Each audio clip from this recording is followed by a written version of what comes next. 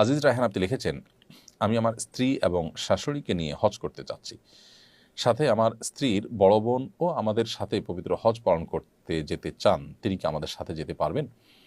আজিজ রায়হান, আপনার স্ত্রী এবং শাশুড়িকে নিয়ে আপনি হজে যেতে পারবেন, সেটাতে কোনো সমস্যা নেই। মাহরাম হিসাবে আপনি দুজনে মাহরাম হিসাবে যথেষ্ট হবে।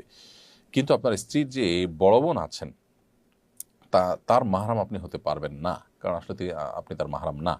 যার কারণে তিনি যেতে হলে তার মাহরাম তার সাথে থাকা উচিত।